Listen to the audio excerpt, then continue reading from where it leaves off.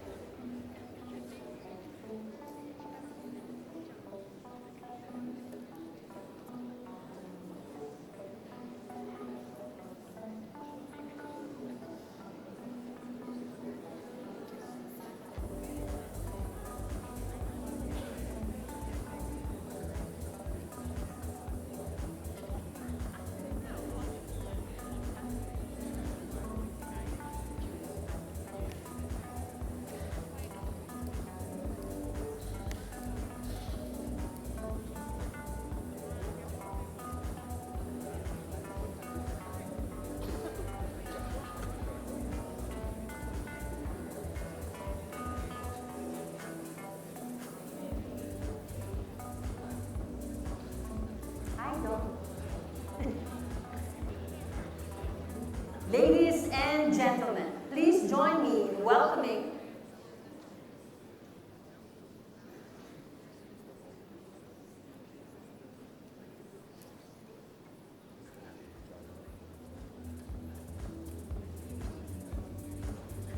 Just a moment. Okay, join me in a few seconds. I got distracted by the presence of Dawn taking selfie here.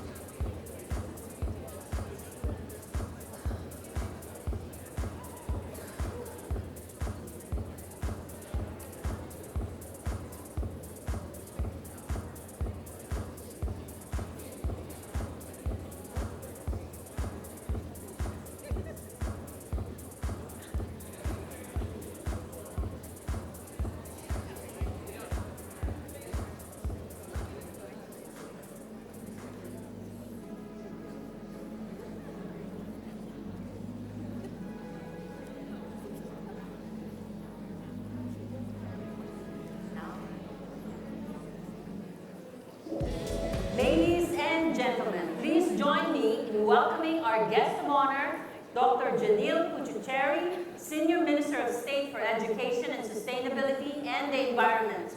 We are also, thank you, let's give him a warm welcome. We are also honored to welcome Professor Emeritus Don Norman, founder of the Design Lab at the University of California, San Diego, and co-founder of the Nielsen Norman Group and Don Norman Design Award. Mr. Srinivasan, CEO, Don Norman Design Award and co-chair of DNDA25. And finally, Ms. Georgina Hua, Deputy Principal Development, Singapore Polytechnic, and co-chair of DNDA25. A very good morning and warm welcome to the Don Norman Design Award Summit 2025. I'm Li Min from the SP Media Arts and Design School, and together with my beautiful co-host, Emma from the SP Business School, we are delighted to be your MCs. Over the next 3 days, Living DNDA25 will explore how Humanity-Centered Design, or HCD+, can help us rethink the future of education, business, and community, keeping people and the planet at the heart of innovation. This theme brings together voices from around the world. Just look around you. This is like the United Nations right here. Everyone from Colombia, from Asia, from China, from India, from the Philippines, and of course from Singapore. We all share a simple belief that design grounded in humanity can shape a better future for all. Definitely, and Emma, I want to tell you something. You know, today's event, or this year's event, is also a green event. Oh yeah, we're big in green here in Singapore. Exactly, because SP's commitment to sustainability applies both in design and in practice. So from the food to the materials all around you, everything has been planned with great care. You will find that there are no single-use plastics around. 60% of the menu is plant-based. Food waste is also managed responsibly, and water dispensers are placed all around the venue, so please feel free to refill your water bottles. I never go without my SP bottle. And you will also see clearly marked recycling points, and the temperature here is set at a comfortable 20 degrees Celsius to conserve energy. Thank you to those who travel by public transport. This is Dover MRT, yeah, that's my ride, or have shared a ride. Small choices really do stand out. And even your event tag and the lanyard reflect the exact same spirit. The event tag is made from bamboo by the SP Fab Lab and can be reused as a coaster after the summit, so have drinks. Definitely reuse and upcycle. And the lanyard was created with Commonhurst, an SP alumni startup that works with upcycled fabric. Each lanyard has its own personality, which is a nice reminder of how design and sustainability can sit naturally together. I love mine. It's at the back. I wish I could wear it. Yes. Commonhurst is also one of this year's laureates under the DNDA25 organization organization recognition category, which makes their contribution today even more meaningful. And if you might have noticed, there are pouches given to our special guest today. They were inspired by a student project from your school. Thank you. Shout out to School of Media Arts and Design, created with Ms. Aparna Sasekna, our Day 2 keynote speaker and CEO of Tarang. Yes, it was really lovely working with her and her inspiration for the students as well, because she's got a great focus on ethical craft, and it's really lovely to see how all the students' ideas and Aparna's come together to create something so simple but really practical. Absolutely. And with that, setting the tone for the days ahead, it is now time to begin the summit. Yes. To open this year's event, we are pleased to invite Ms. Georgina Poa, Deputy Principal, Development, Singapore Polytechnic, and co-chair of DNDA25 to deliver her welcome address. Georgina, please.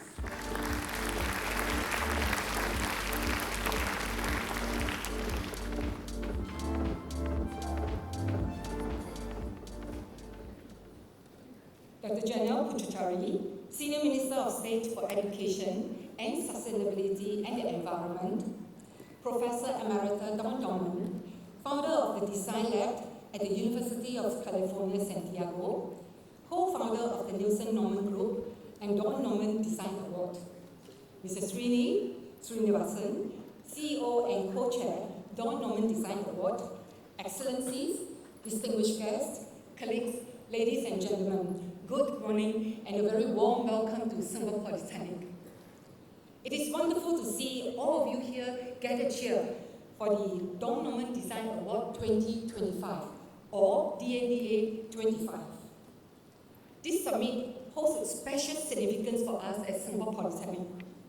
Hosting it not only to reflect our shared vision with the DNDA, but also celebrates our work that our students and staff have been doing to embed humanity-centered design in everything we do.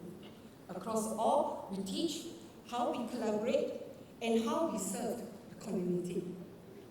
It is an honor for SP to co-chair this global gathering with Don and the DNDA team, and to welcome so many passionate and influential voices in design and innovation to our campus. Our meaningful engagement with Don began 2 years ago when he joined us as a guest of honor at SP's Design Thinking and User Experience Summit 2023, or in short we call it DTUX 2023. His compelling call to move from human-centered design to humanity-centered design resonated deeply with SP's approach to learning and innovation. Since then, our relationship has deepened through discourse and guidance in the initiatives. In fact, in 2024, Don supported the first regional DTUX summit in the Philippines. That same year, SP received the Education HCD Plus recognition at the Don Norman Design Award, one of the only 8 institutions worldwide to receive this honor. Hosting DNDA 25 in Singapore continues that important journey of collaboration and trust. It truly reflects the alignment between SP and the DNDA in advancing humanity-centered design as both a philosophy and a practice that connects people, ideals, and purpose. Today also marks the launch of the HCD Plus Innovation Playbook, a new resource developed by SP's User Experience Center. This playbook represents years of intensive research, teaching, and partnership. It serves as a practical guide for organizations ready to apply humanity-centered design principles in their work. It helps translate creativity into solutions that are inclusive, sustainable, and relevant to the needs of society. Together with the HCD Plus Rosetta, which helps organizations create value across people, planet, product, and profit, the playbook reflects SP's belief that design should combine imagination with care and purpose. We have also introduced a series of micro-learning modules titled innovating with purpose, humanity-centered design. They offer a simple way for learners and professionals to pick up the essentials of HCD Plus and apply these principles in their daily work. The playbook is a clear example of how SP turns knowledge into practice. This spirit of collaborative impact continues through our key partnerships we formalized today. These include collaborations with Civil Service College, Keene Hotel, Project Dignity, Thammasat University, UOB, as well as expansion of our DTUX Regional Consortium. Together, these partnerships show how design effectively connects ideas across sectors and borders, providing that shared purpose can lead to impactful, lasting future. At SP, we firmly believe design is more than just aesthetics. It is a powerful way of thinking that builds empathy, curiosity, and resilience. Through applied learning, our students and staff work directly with partners to explore real-world challenges and design meaningful outcomes that create values for others. Earlier today, we unveiled Our Way Forward, a mural co-created by our students and UOB. It stands as a vibrant reminder of what this summit represents: the power of creativity and collaboration to move us all forward together. We thank the Design Singapore Council for their continued partnership and support. Their instrumental efforts to nurture Singapore's design ecosystem and develop creative capabilities have been crucial in helping initiatives like DNDA25 take roots and grow. A big thank you also goes to Workforce Singapore for their generous support for our pre-summit workshop, Design Your Future, Agility in Career, under their Industry Catalyst program, and their broad-based support for DNDA25. Over the next few days, DNDA25 will open up space for new conversations, breakthrough ideas, and transformative partnership. I hope you leave this summit with fresh insights, new connections, and a renewed sense of purpose in the essential work we do as designers, educators, and change makers. Thank you for joining us for DNDA 25. I wish everyone an inspiring summit and meaningful conversations that carry forward well beyond these 3 days. Thank you.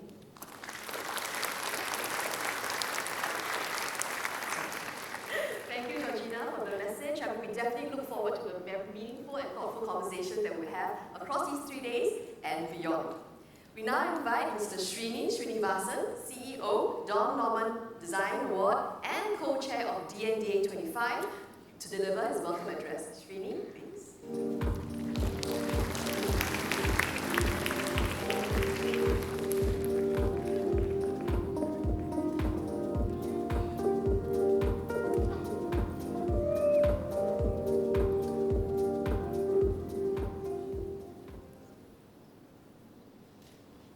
Very good morning to all of you.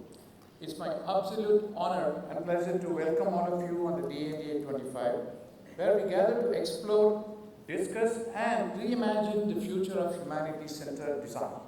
Whether you are a designer, researcher, entrepreneur, or a policymaker, or simply someone who believes in the power of design for a better world, your presence here matters. I can see a lot of people out here, so thank you for coming here. Your presence matters because at the heart of everything we do, one truth remains. Design is just not about products or services, it's about all of us, the people. We live in a time in rapid technological advancement where AI, automation, and digital transformation is a day-to-day conversation in our day-to-day lives. Among all of these innovations, we must ask ourselves, are we designing for humans or just around them? Are we solving the right problem with the people we aim to serve or just for them? This conference is a call to action, a reminder that empathy must drive innovation. Over the next 3 days, we'll hear from visionary speakers, engage hands-on workshops, and collaborate across disciplines to tackle pressing challenges from inclusive technology to sustainability, urban spaces, from healthcare equity to ethical AI. Some key questions that arise, which we'll explore this time. How can we amplify marginalized voices in the design process? What does it mean to design with compassion and accountability? How can we balance human needs with planetary boundaries? But this isn't just about discussion, it's about the action. I encourage each one of you to connect, challenge assumptions, and leave here with just inspired but equipped to make a tangible difference. But before we begin, I would like to, most of the time, people don't stay for the vote of thanks. Most of the time, people do not even know who are all the people who put such a beautiful conference together. So I really want to recognize some of our people who made this happen. To start with, I would like to invite some of our advisors. We had an impressive slate of advisors who helped us through this process. I know some of you are here. With the light I cannot see. If you are here, please stand up. This light.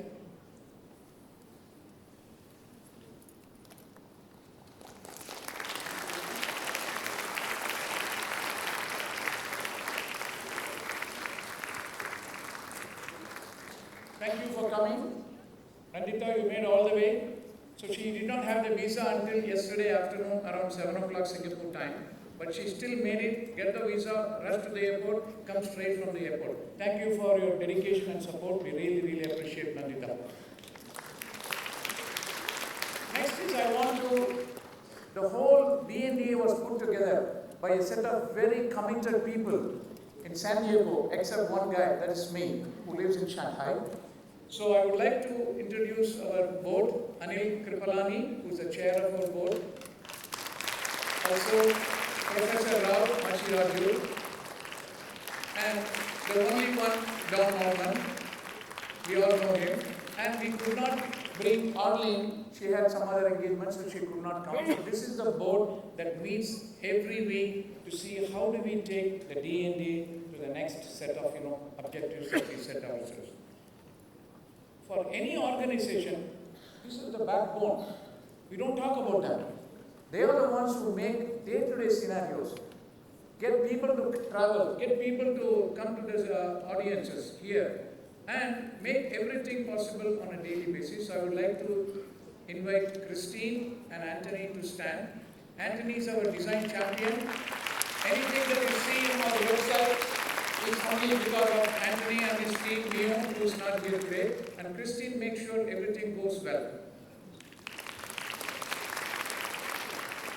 So these are the order was a little bit mismatched. So these are the advisors who had.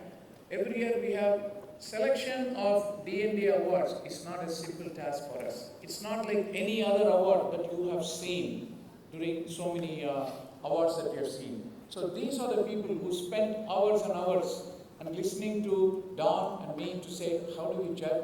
Not only judge saying yes, no, but we have to say why no and why yes. So those are the things that, we made this award possible to this wonderful set of 29 juries who really helped us get to the final stage. And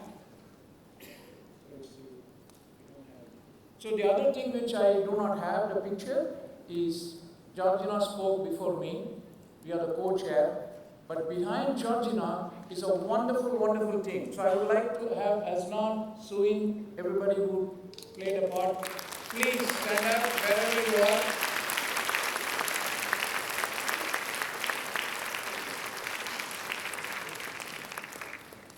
So they made this possible.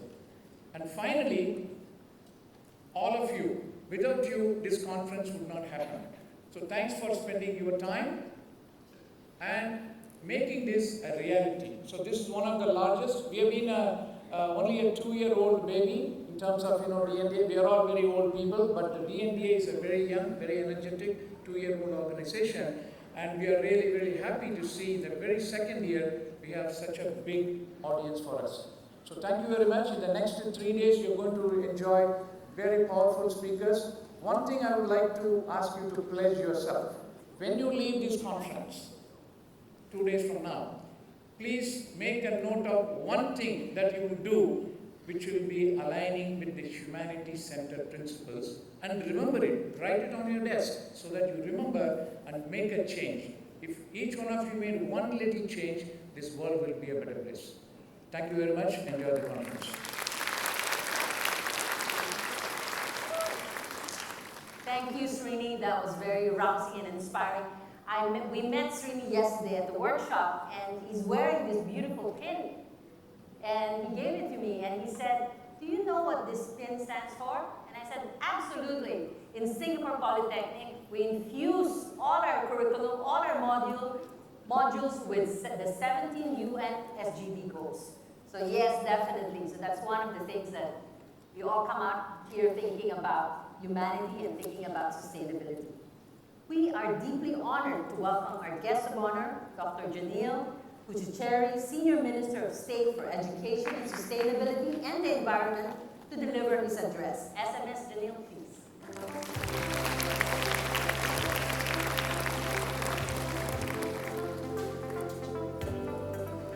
Excellencies, distinguished guests, all of those of you who have traveled far and wide to come and visit us here in Singapore, ladies and gentlemen, very good morning. Thank you for inviting me to join you here at the 2025 Don Norman Design Awards Summit. And this is held for the first time outside the United States, and I'd especially like to welcome Professor Don Norman, whose work has fundamentally shaped design thinking, as well as all the distinguished guests who we'll be hearing from and discussing with over the next 2 days. The DNDA is an award for young designers working on projects for social good. By choosing Singapore, we are a UNESCO Creativity City of Design. By choosing Singapore as the first venue outside of the US for the DNDA Summit, the award recognizes Asia's growing role in design for societal impact. It also affirms the objectives of Singapore's Design 2025 Master Plan for our nation to be both an innovation-driven economy and a lovable city, while recognizing Singapore's legacy. We are a nation by design. Singapore, our history, our sovereignty, and our success so far, over 60 years, didn't happen by chance. Instead, we've had to turn our limitations and constraints into launch pads for imagination and bold action for the last 60 years. This spirit can be seen in projects that are visionary and sustainable, designing circularity within our water system with new water, creating a lush forest with a waterfall within a transit hub at Jewel Changi Airport. In today's complex world, it's not enough for us to view design in its traditional approach as an aesthetic or functional consideration only. Increasingly, more businesses and organizations are recognizing that design is a powerful tool for change, and it can shape how we understand users' needs, identify opportunities, and develop solutions. One example from Singapore Polytechnic is the User Experience Center. And they worked with polyclinic operations through design thinking to better understand user requirements. And in that context, the team discovered And in that experience, the team discovered how patient anxiety can be caused by environmental factors. For instance, you wouldn't intuitively think about it, but it turns out that doctors moving in and out of consultation rooms, that busyness, doors opening and people moving in a way that the user, the patient, doesn't quite understand, can be a cause of patient stress. And so to address this, to enhance the patient's experience, SP borrowed design elements from the theatre and created backstage corridors in the clinic so that the staff could move around more discreetly, just like in stage productions. The team also applied insights from the travel industry to this problem, introducing self-service kiosks like those used in airport check-ins, providing patients with an itinerary within their clinic experience, a healthcare itinerary. The results were remarkable. Waiting times were reduced significantly, and patients' stress levels decreased. And from a systems perspective, polyclinic operations were far more streamlined. So this had multiple important impacts. Beyond user experience, design must also be sustainable. With climate change, it's now both a challenge and an opportunity for designers to systematically take into consideration environmental impact on a product or service's entire life cycle, from material sourcing to end-of-life disposal. The theme of the 2025 DNDA Summit is humanity-centered design, the future of education, business, and community. And this edition of the summit will explore how humanity-centered design can drive transformation across sectors, with 4 key goals for the summit. Empowering education through systems thinking and real-world application. Developing people-first infrastructure and innovation. Building sustainable and inclusive communities. And advancing climate action through aligned education infrastructure and policy initiatives. These 4 points are a holistic framework for the societal impact that we need, the change that we need to effect, and the tools that we need to bring to bear on the most pressing challenges of our time. Design education, which encourages experimentation and people centricity, is key in helping to impart traits such as curiosity, empathy, and courage that will be needed for the future. This is not something we say just for the students. This is something for all of us that are engaging in these types of efforts. And it is fitting that the DNDA Summit is hosted by SP, as SP's User Experience Center, inspired by the work of Professor Don Norman, has been developing a humanity-centered design innovation framework and playbook.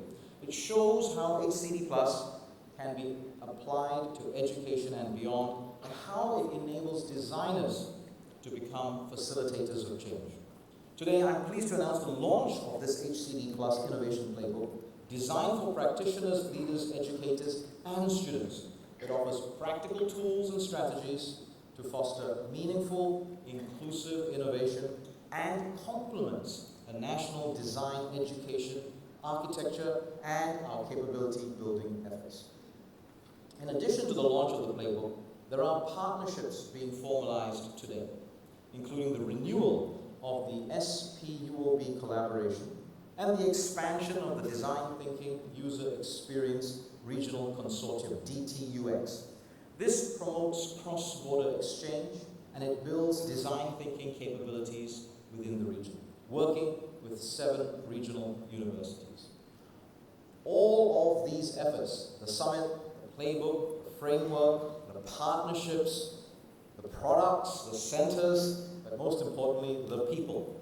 All of this demonstrates how we value design, how we realize our vision of the Design 2025 Master Plan as driven by Design Singapore Council, our national agency for design, which is also supporting today's summit. As we prepare for the future and beyond, planning for a new Design Master Plan 2035, I encourage you all, having heard from our 2 previous speakers, take these few days to build meaningful exchanges.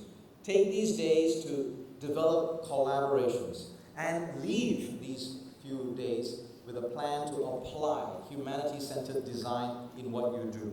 By working together, we can shape a future that is not only sustainable and inclusive, but one that truly serves humanity. I wish you all a fruitful and inspiring summit, and thank you for inviting me to join you here today. Thank you very much. Thank you so much, Jamil. Please remain on stage for our next segment. And I really like the part where you talked about having courage, curiosity, and empathy. And it applies not only to students, but really to us as well. We're now going to move on to a very special moment, the official launch of the Don Norman Design Award Summit 2025. May we invite Georgina, Dawn, and Srini to join SMS Janelle on stage.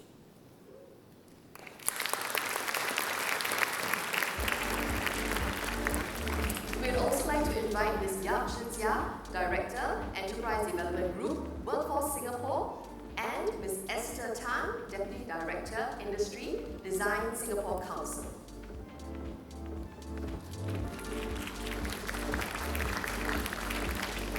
DNDA25 is a special one for us, hosted by Singapore Polytechnic together with the Don Norman Design Award Committee and supported by Design Singapore Council and Workforce Singapore.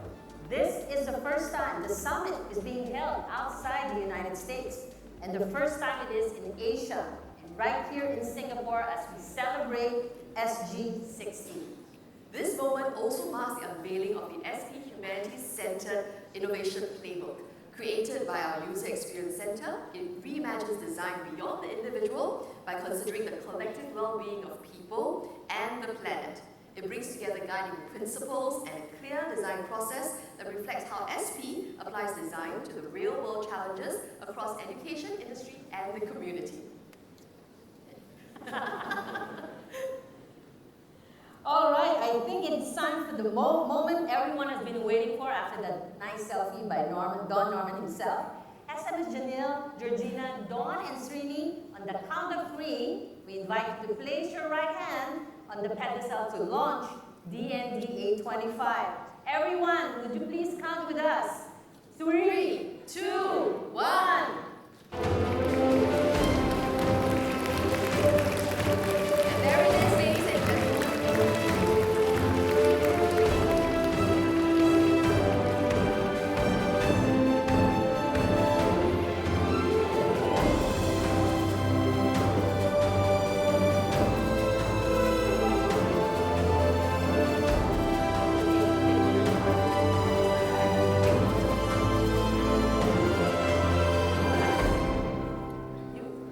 There has to be a picture. This is the age of selfies. Definitely. So DNDA is officially launched.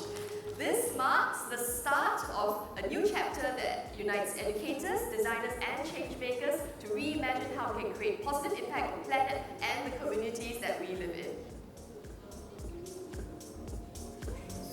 Thank you, everyone. May we now invite Dawn and Srini to return to their seats. SMS Janelle and Georgina, please remain on stage.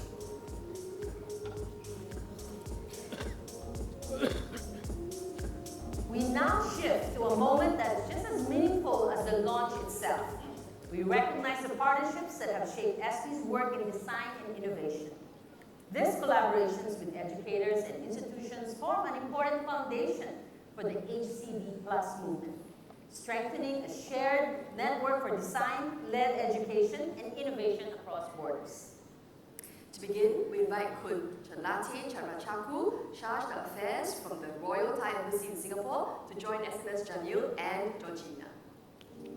We would also like to invite Dr. Han Jin, Minister Counselor Education of the Embassy of the People's Republic of China in Singapore. Next, please welcome Associate Professor Dharani Jarimit, Dean of the Faculty of Architecture and Planning, Thammasat University. The collaboration between SP and Thammasat University strengthens academic and cultural exchange through immersive design learning. It gives students and staff the chance to broaden their perspectives, build regional understanding, and contribute to work that impacts the communities and beyond. Next, we would also like to invite the representatives from the DTUX Regional Consortium on stage. Mr. Subra Gupta, founder, the Design Village, India. Ms. Yang Yi, Vice Principal, Communication University of China. Dr. Rini Satyawati, Vice Rector, Collaboration and Global Engagement, Venus University. Dr. Tafiq Amir, Head of Management Program, Bakri University, Jakarta. Ms. Samuel Fusakwo, Lecturer, Industrial Design, King Mongkut's Institute of Technology, Ladkraba. Finally, Mr. Steve Maverick Chavez, Head in the Ideation Support Group, Ateneo de Manila University. Formed in 2022, the consortium brings together universities across Asia to advance design-led learning through shared ideas, research, and teaching. Today, we're welcoming 3 new members: Bakri University, Indonesia, the Design Village, India, and Communication University of China. Their addition strengthens this growing community of educators and designers who are creating impact through design. May we now invite all our partners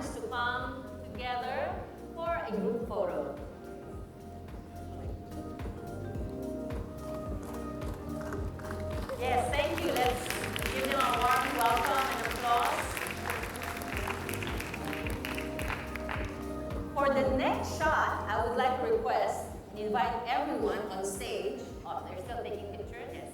There you go.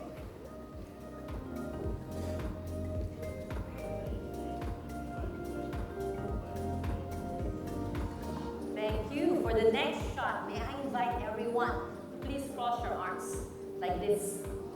A simple way to show connection and collaboration across borders. And then we're going to take a nice picture of that. Oh, lovely.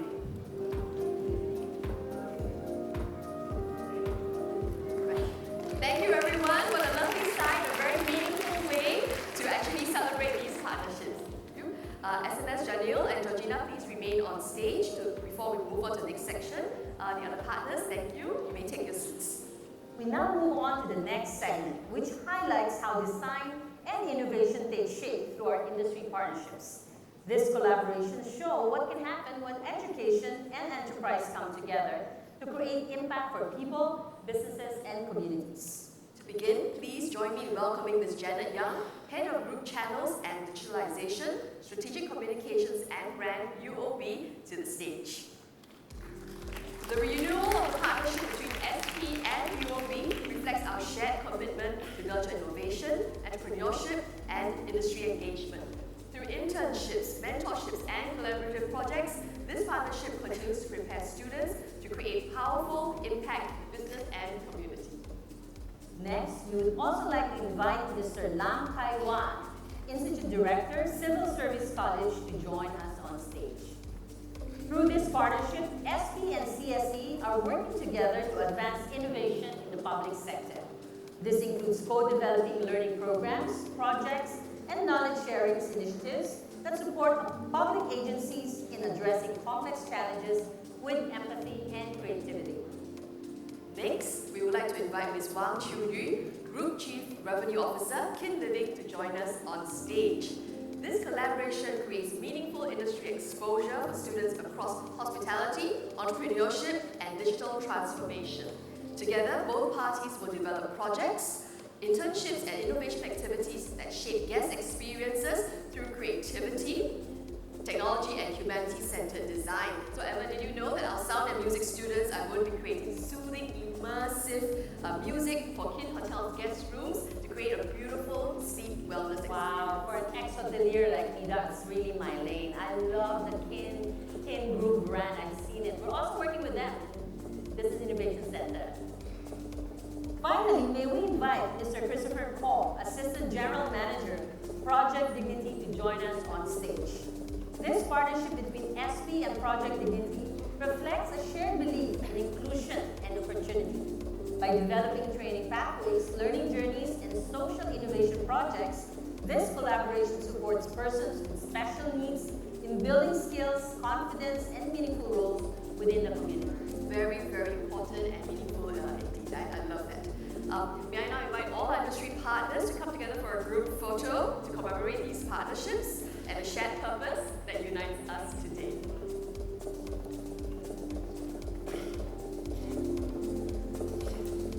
And of course, before we conclude, may I invite us to that lovely handshake pose as well. Again, cross our arms.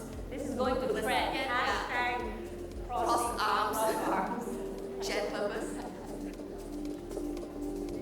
Thank you to all our partners. It's always nice to see what can happen when education and industry come together. And in Singapore Polytechnic, this is something that is very close to our hearts. In Singapore Polytechnic, we have the company workforce transformation, 12 centers, technology and consultancy centers working together with the industry. As we wrap up this segment, we invite our partners to return to their seats. Of course, they have returned. And of course, we still have SMS Janil and Georgina staying on stage for a small token of appreciation. This morning, we would like to present SMS Janil with a copy of the SP Humanity-Centered Design Innovation Playbook as our gesture of thanks. It builds on Don Norman's humanity-centered design approach and reflects SP UXC's work in applying these ideas to real-world challenges across education, industry, and community, as SMS Janil had mentioned earlier. We're really pleased to share it with you as we embark on the start of DNDA25. I'm going to wait for your post in LinkedIn about your book review on this playbook. I follow you in LinkedIn. Yeah. I'm a groupie.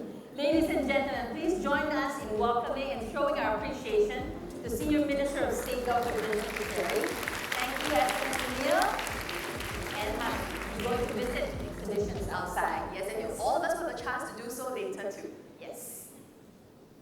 Now, thank you once again to all our partners and distinguished guests. We now move on to the really anticipated parts of this morning, our keynote addresses. Are you ready to go, Emma? Yes, I am ready to go. Today, we're honored to hear from 4 speakers who have each shaped the way that we think about design, innovation, and humanity in their own fields. Before we begin, another reminder, we invite everyone to share your thoughts, reflections, or any questions you may have about our keynote speakers through your Design Your Conference website at dyc.sg. Our speakers may also be responding to some of your submissions, so keep a lookout there. You can leave your comments for other parts of the program as well throughout the entire summit. Okay, before we introduce our next speaker, I have a confession. Confession. Well, I'm a bit of a Don Norman groupie. Tell me more. Well, for the younger generation, the Gen Alphas who do not understand what groupie means, Don Norman is Sigma. Okay, he is Sigma. And in fact, I have this user experience center poster to prove it. 2 years ago when Don Norman was here, I made a beeline right here, took a picture with Don Norman, and I have his signature right there. I I see know. it. Okay. We're very close, like this close. Yeah, this close, I think. But I kind of have a confession to make too, Emma. Ooh, another confession. Yeah, I have a stack of books ready, waiting, queuing for Don Norman to do some book signing. How many books do you have with Don Norman? Okay, I shan't share. I've got 3 copies. Okay, I'm really waiting for him to sign it. I hope he will grant me the thing. Wow. Well, I already have a signed poster. I'm already set for life. And without further ado, the man himself, father of user experience, the reason why we're here today, Don Norman.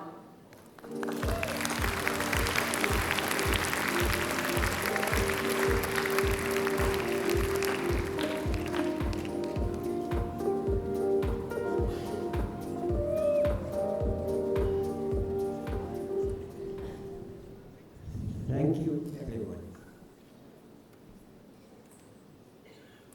It's really nice to be here. It's nice to see all of you, and it's nice to see this wonderful conference. So I want to tell you the story of how I got here, because I've had a long career, and in 2020, the year 2020, I retired for the 5th time, and wondered what to do next. And among the things that I thought about was simply the problems in the world. And I thought, well, maybe I should write about the problems in the world. But no, it turned out I thought the problems were well understood and many good people had written about them. There was nothing I could add. Well, I should write about the solutions. But the same thing. There are well-known solutions. Many good people have written about them. There was very little I could add. But then I realized that nobody was doing them. It's very nice to talk about the solutions, but nothing was being done. And so I pondered that one, and I thought about it a lot, and said, well, I have this interesting background. I started off as an electrical engineer. I have 2 degrees in engineering, and then a degree in psychology. Actually, it was called mathematical psychology then.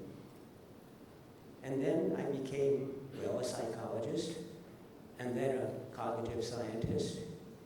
And then I had my first retirement in 1993, where I left the university and went off to industry and became eventually a vice president at Apple, and began to learn about how the world really works. It was very nice to be an academic and to write and think deep things, but we all talked to ourselves. We talked to academics, and we published for academic journals, and we wondered why nobody paid attention. So I wanted to be in the world where it made a difference. And I learned a lot in that experience. I learned that much of what I knew was irrelevant, and that the important questions that were being asked, oh, I never thought of those questions. So that was a major change in my life.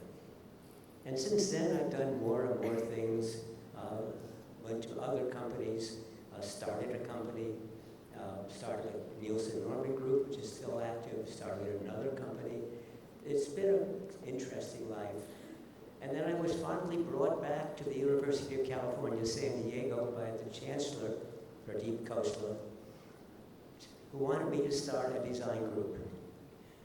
And there I said, let's make it different. And so in fact, I was there, I had a 5-year appointment, and at the end of the 7th year of my 5-year appointment, I retired for the 5th time. And actually my successor is here in the audience someplace. There you are.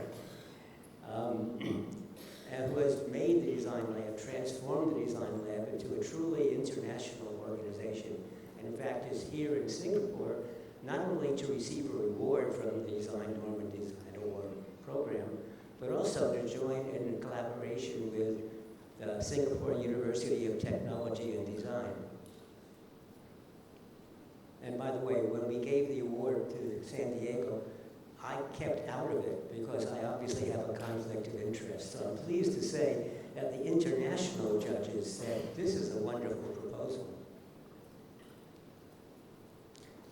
Then I was sitting in my home, looking out the window, and I live on a steep hill in San Diego, and I'm looking south, and I could see the ocean, and I could see Mission Bay, which is a recreational area.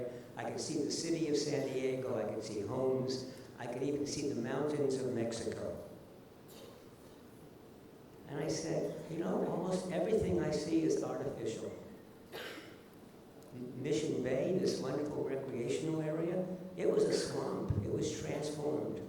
My home is artificial, but also the grass in front of me and all the animals that I see.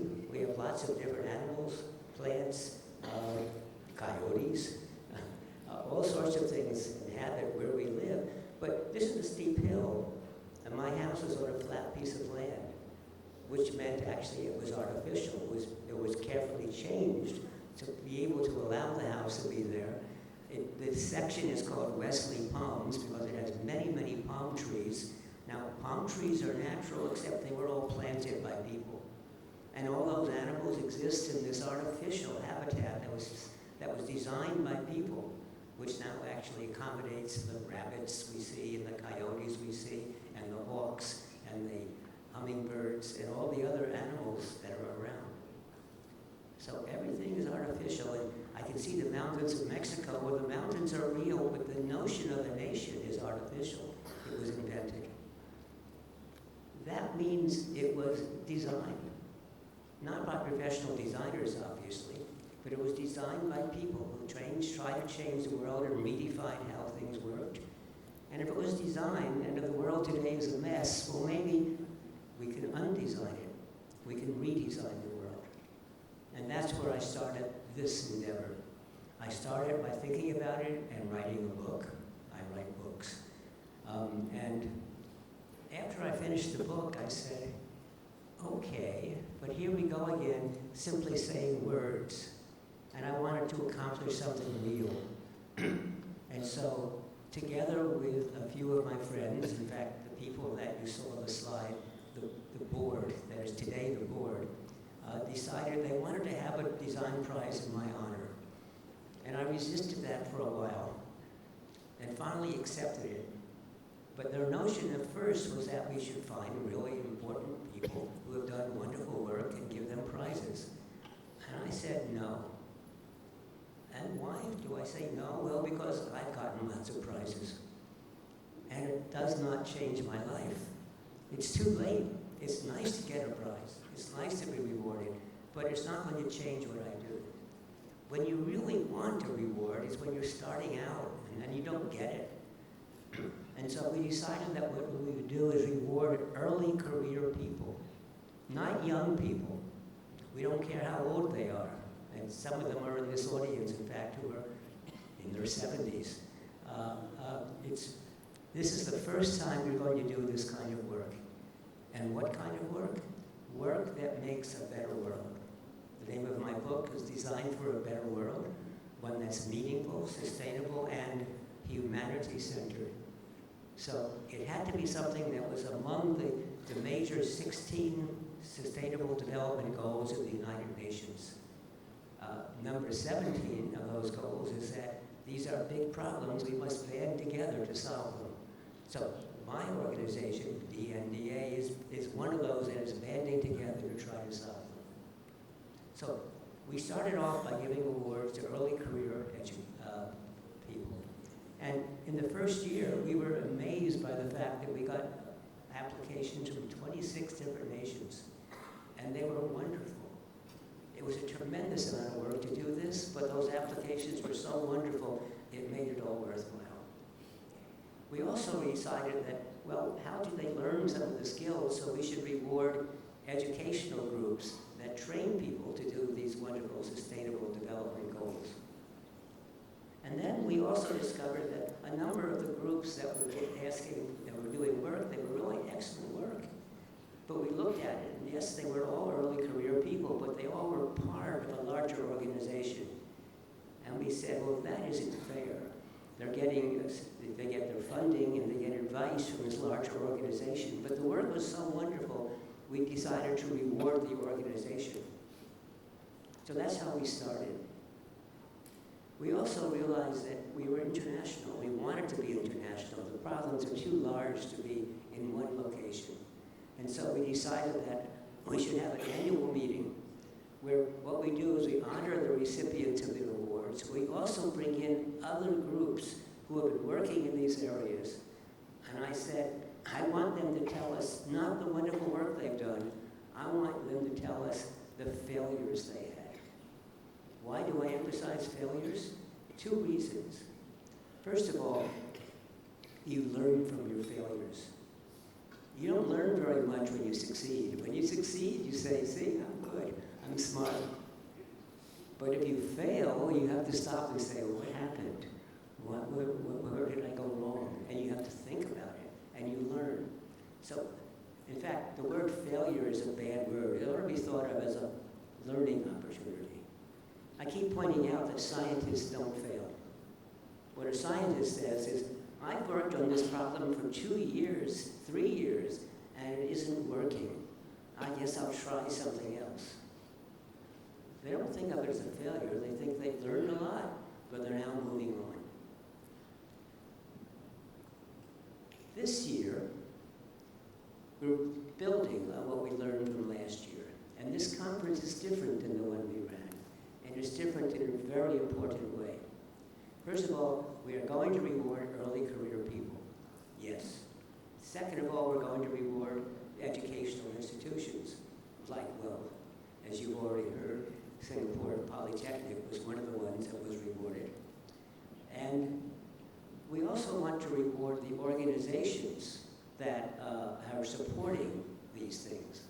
Now, we didn't announce it. We simply looked at the applications and realized which ones came from organizations and switched them over to the organizational category. But we've learned a lot from what has happened on this conference. And that's going to change how we do things. So let me now back up a little bit.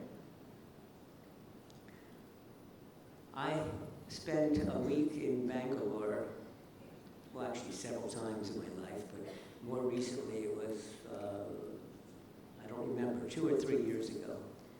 And I spent most of my time with one person who has been a long-time friend, Sanjay Purohit, who is going to be at this conference. I haven't seen you yet, so I don't know if you're here.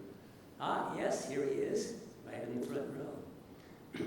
And Sanjay said, you know, Don, you're doing really nice work. I think it's impressive, but if you are helping 1,000 people, that doesn't make much of an impact in the world. In fact, Sanjay pointed out he lives in India, and if his work impacts 1 million people, well, of a country of 1 billion people, 1 million doesn't make much of an impact. So we have to scale to grow. And Sanjay has a foundation called the Center for Exponential Change. And I really liked what he was trying to do, and the important point is this. We want to have a bigger impact, not because we want to be bigger, but because the world needs it. And I don't care who does it, but maybe we can be the seed that starts this. And so we do not want to grow bigger. Yeah, we want to grow a little bit bigger, but say we might want to grow to 15 or 20 people. But that's it. That's an organization that is small and compact, and you can get to know everybody and you work together as a team. But so how do we scale larger? Well, take a weed like the dandelion. The dandelion model is this, that this is a weed that has many, many, many seeds. And when the wind comes, the seeds go blowing all over. And suppose one dandelion creates 10 new dandelions. Well, each of those dandelions produces 10. And so you go from 1 to 10 to 100 to 1,000 to 10,000, 100,000, 1,000,000. That's scaling, and that's exponential scaling. And so one thing is to replicate. And what's nice about this is one of the models of replication is called education. When you educate people, they go off and educate other people, and that's how knowledge spreads rapidly. So education is one of the keys. But there are other ways too. But second, suppose you have more and more groups doing this kind of work. In fact, we've already discovered many, many groups around the world that are doing work similar to ours, not exactly the same, but all doing the Sustainable Development Goals problems. And all of them are small and having a small impact. So what we want to do is now what is called, we call it the umbrella model. We want to bring them all together under the same umbrella so that they all talk to each other. And there what we need is a communication structure. So people share their ideas, share their learnings, share their knowledge, and occasionally when they come across a project that's too big for a small organization, maybe 3 or 4 of the organizations might band together to work on that one problem. That's one of the directions we want to move. But another direction is why not take advantage of the power of business? Because businesses are very important in this world. And many, many businesses, and actually Singapore is a really good example, but not only the businesses, but the city itself, which has adopted the rules of sustainability, the goals of basically humanity-centered design. And so let's work with more and more industry. Now, look at this program that you're going to hear over the next several days. So the Singapore Polytech people and the Singapore Design Council has enlisted the aid of many of the companies that are here in Singapore to talk about the work they are doing. And so that is going to be an important next step, and we want to expand that. We want to say, let's combine everybody in the world, every type of organization in the world that's doing work to make a better world. We want to design a better world. Let's get everybody together, and let's work together as a team, not as one organization, but as a group of people who talk to each other and learn from each other.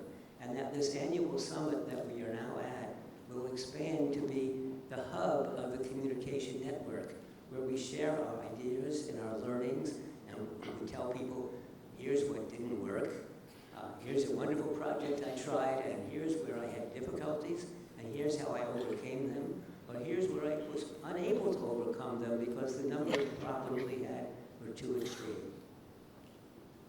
So I'm looking forward to that, and I think to this particular program is a model of what we hope to do in the future. Now, there's one or two more things, because I believe firmly in the power of design, but it's not well known. So let me talk about that for the moment, because design is still thought of as a part of art. It's often taught in art and design schools, and it's thought of as making things attractive. And yeah, it's good to have attractive looking things, but that's not what design is about. Design is about changing the world. Design is about making it a better world, and modern design focuses not on the appearance, but upon benefits for people. Human-centered design, it's called. We first of all find what people need, what their requirements are, what their abilities are, and we design for that. And we also try to design not for the symptoms, not when somebody says, I have a problem here, because the problems are the symptoms. So my rule is don't solve the problem. Figure out why that problem exists and solve the causes. Because if you don't solve the causes, the problem comes back. Humanity-centered design is human-centered design plus HCD plus. Why? Because human-centered design is wrong. And my book about design for everyday things is wrong. Now, what's wrong with it? Nothing. There's nothing wrong in the book. I still believe in everything the book says, and I still teach from it. But what's wrong is what's not in the book.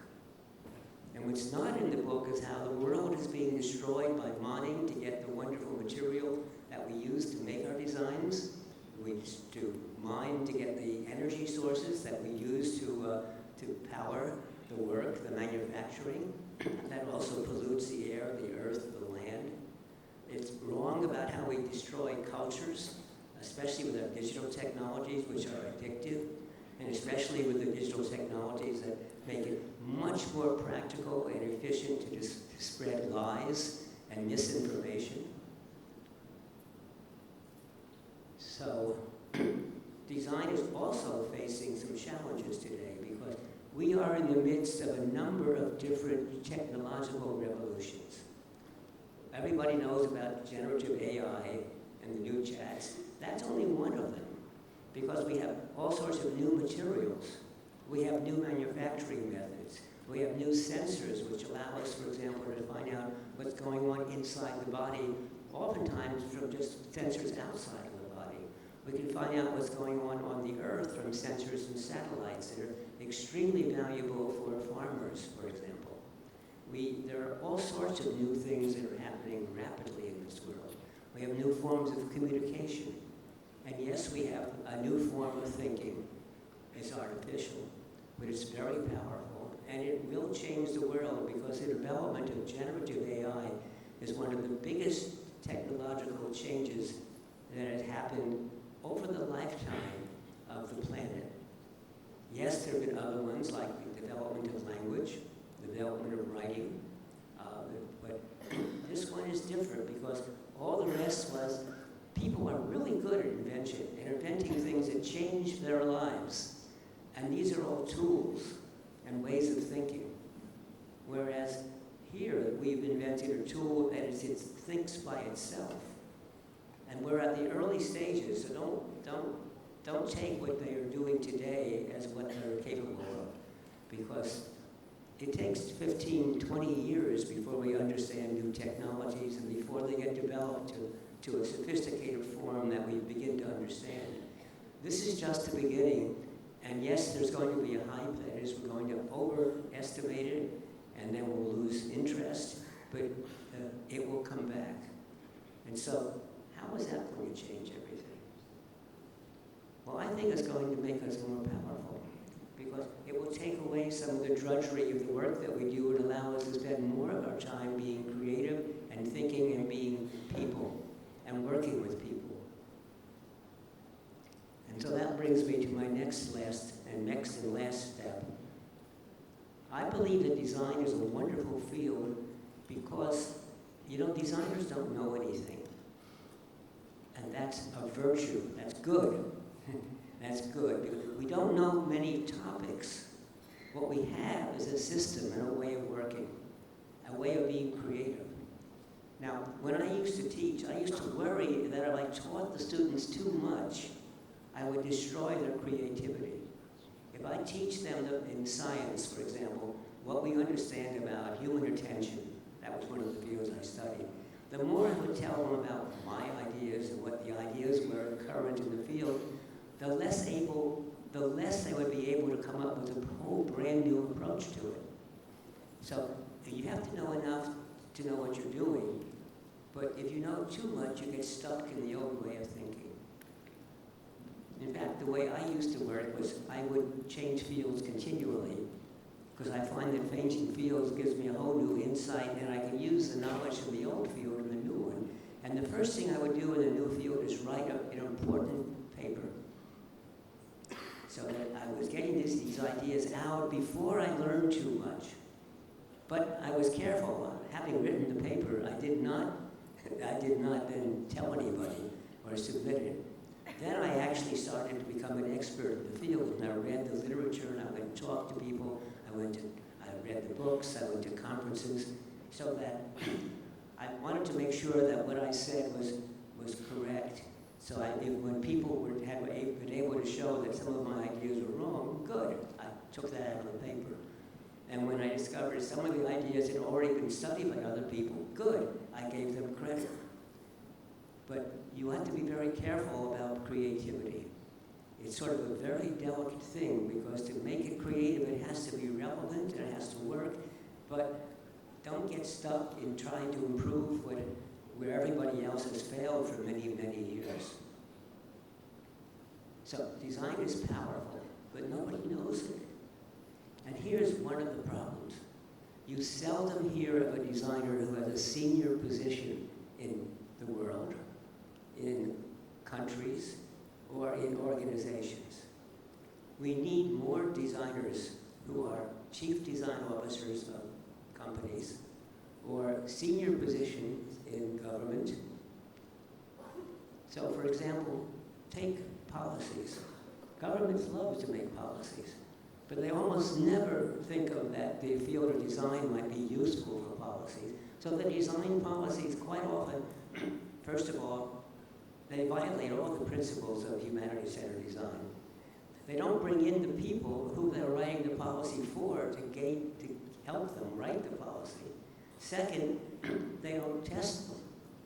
And what you learn in design is that basically you're going to be wrong. And so you try to do a little step and you try it out and you see how well it works. And then if it doesn't work, oh, it's a little step, it doesn't matter, I've learned something. And if it does work, oh, I continue in this direction. And you slowly get bigger and bigger, but testing all the way along the way. And also, as the world changes, if you're taking small steps, you can keep up with the changes. You try to do a big thing all at once and you fail, it's a disaster.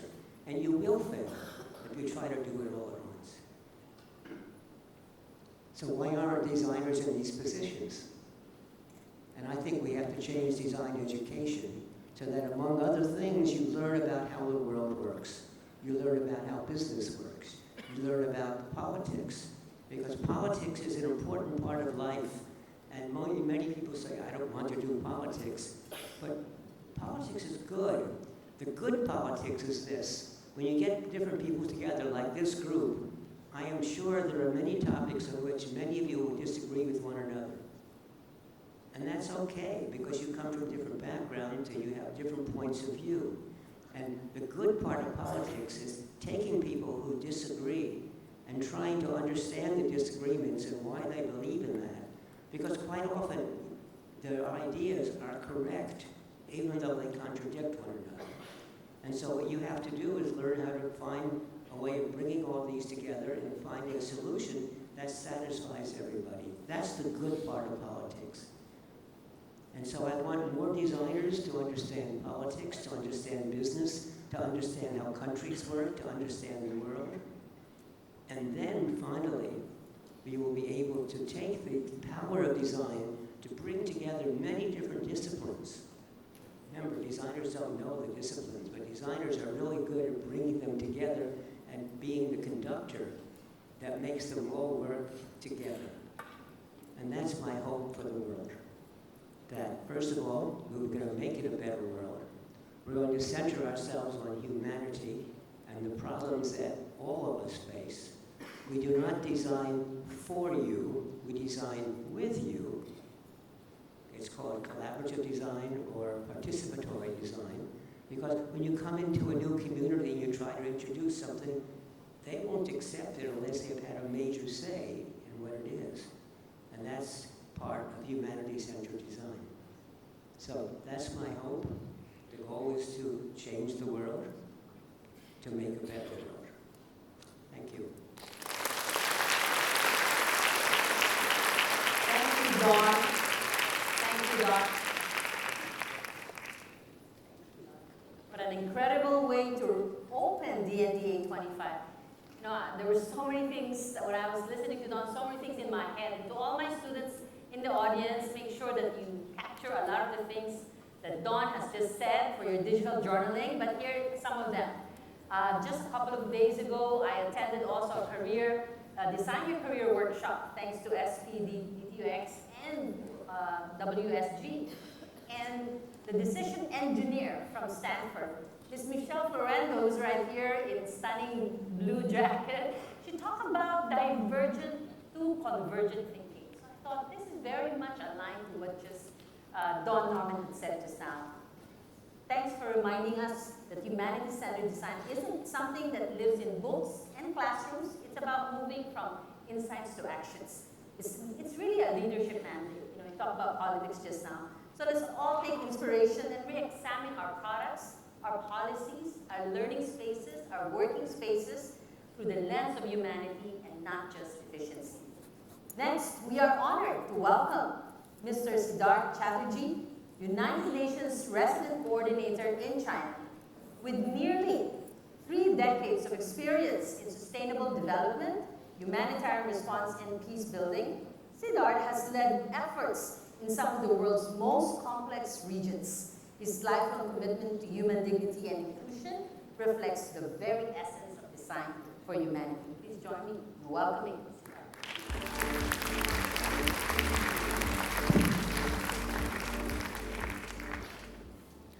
Mr. Dan Norman, delighted to make your acquaintance.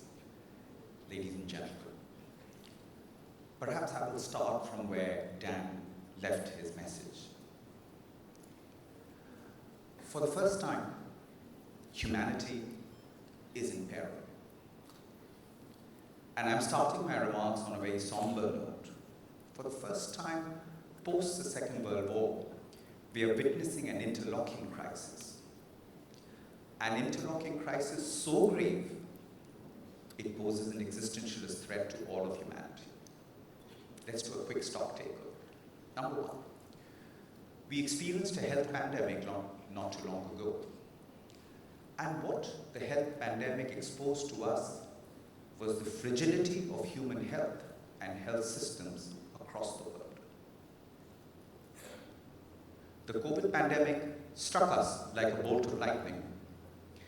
And in the flash of that lightning, the contours of inequality emerged. Inequality within homes, inequality within communities, inequality in countries, inequality between countries. The levels of gender-based and intimate partner violence went up exponentially. And it had an economic impact that rivals the Great Depression of the 1930s. Second, we're witnessing a climate crisis which poses to be an existentialist threat. Look at the forest fires in Los Angeles. Who would have thought that these multi-million-dollar homes would one day be right at the cusp of being burned down? We've seen floods in Europe, unprecedented floods in Europe. We're seeing major climatic events all across Asia.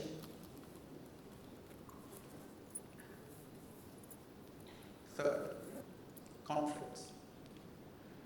Ukraine and Gaza have brought conflicts from the periphery of our consciousness right into our vision. But did you know that we have 80 ongoing conflicts across the world? 80. Fourth, every day, 800 million people go to bed hungry every day. And close to 2.5 billion people across the world are food insecure.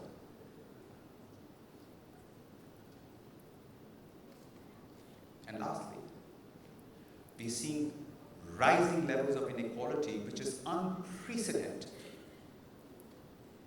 Unprecedented. There are individuals in the United States who have wealth which is bigger than the GDP of nation states in many parts of the world.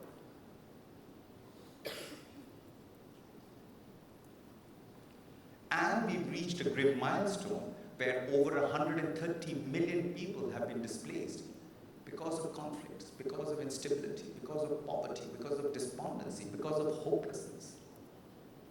Large number of young people getting onto boats, getting to Lampedusa, wanting to get to Europe, wanting to get to the US for the want of a better life.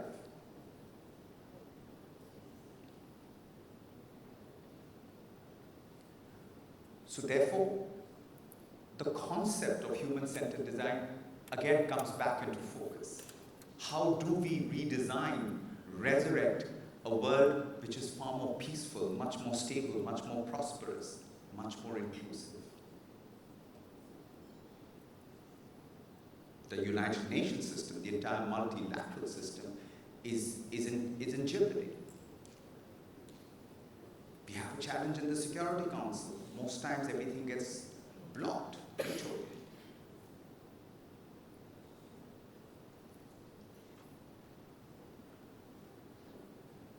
And yet today I stand in a country which is the very epitome of design.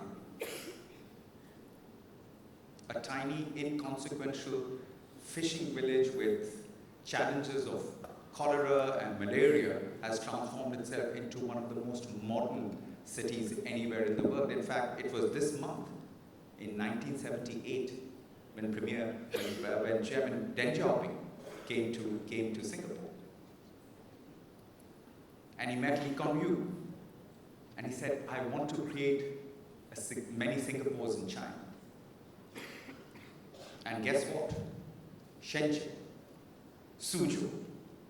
Just visit these places. They are modeled on Singapore. The design thinking that I've witnessed in China is unprecedented. The rewiring of ecosystems. Any of you who ever visit China, I would encourage you to go to a desert called the Kangxi Desert. It's the 7th largest desert in China. That is a desert which is like a textbook case of a desert that looks in the Sahara or anywhere else. But they have managed to tame that desert. That desert is in Inner Mongolia, and it produces a huge variety of vegetation and vegetables and all kinds of things. It's an agricultural wonderland. They produce 3.2 gigawatts of electricity there. So just to give you an example, 1 gigawatt of electricity powers up about 1 million homes. So that desert produces 3.2 gigawatts of electricity purely through photovoltaic cells and wind energy. In fact, in 1978, what was very consequential during Deng Xiaoping's visit to Singapore was China's per capita GDP was $180. $180. Today, China's per capita GDP is about $12,500. Had it not been for COVID, it probably would have been higher. We expect it to reach approximately $20,000 to $25,000 by 2030. However, in Kangxi, which is where nomadic tribes used to live, the per capita GDP is actually higher than the national average when you go to a green transition. It shows the potential, the unlimited potential of a green transition.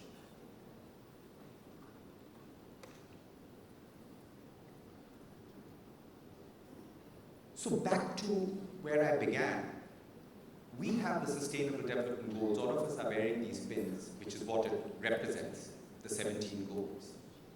But guess what? We are at 17% rate of implementation. And we need $4 trillion annually to help accelerate the goals, to achieve some kind of velocity and momentum behind it. Now you'll say, $4 trillion is a lot of money. But we live in an economy which is about $110 trillion. Why can't $4 trillion be mobilized and made into bankable projects? Why can't we invest in these sustainable development goals that lifts human development and advances our humanity? And because the United Nations system is under stress. In fact, we are at an inflection point as the UN. The choice is to be dynamic or dinosaurs. You could visit us in a museum 3 years from now. So the vision where the United Nations was created back in 1945 in San Francisco of the Harry Truman and the Roosevelt is now in utter jeopardy. And therefore the UN Secretary General launched the boldest reforms of redesigning the UN, which was known as the Summit of the Future, which was based on 5 overarching areas: on global governance, on peace and security, on accelerating the Sustainable Development Goals, on looking at the entire area of science, technology, innovation, and most importantly, artificial intelligence. How do we regulate it so it does not get out of control? And lastly, and most importantly, about most of the people sitting in the back seats, youth and future generations. What kind of a planet will your children and your grandchildren inherit? That is why the Summit of the Future was done. Basically to redesign, to rethink, to reimagine what the United Nations means for every one of you. And you know what? Whether it's a mother in Singapore, or it's a mother in New Delhi, or it's a mother in Beijing, or it's a mother in Kenya, it's a mother in Somalia, or it's a mother in New York, have the same aspiration for their child. Better health, better education, a better future. So today, being born in a particular part of the world is a lottery. So if you're born in the US, you have better opportunities vis-a-vis if you're born in Somalia. Why? Why should there be this differentiation in children across the world? And incidentally, tomorrow is World Children's Day. And right now, we have 450 million children across the world in some kind of a conflict situation or the other.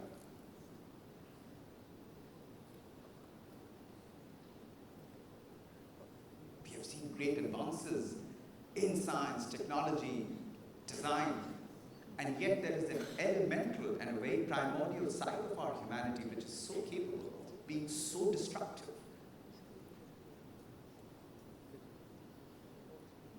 I've spent half my career in some of the most fragile parts of the world: Iraq, South Sudan, Darfur, Somalia.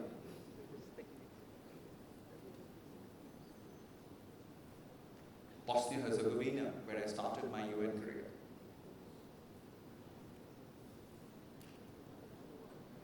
There is something, with that, the book, Dr. Jekyll and Mr. Hyde, there is something about us in our human nature which is capable of such atrocities that we can create, that we can deliver on each other, and yet there is such compassion and good that we see in humanity.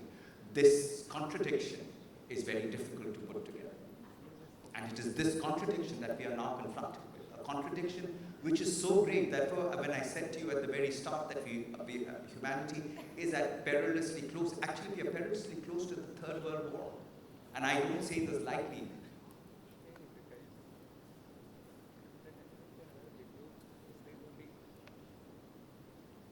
So how do we influence, how do we magnetize that change? We need to clone Dan Norman and take him to many parts of the world.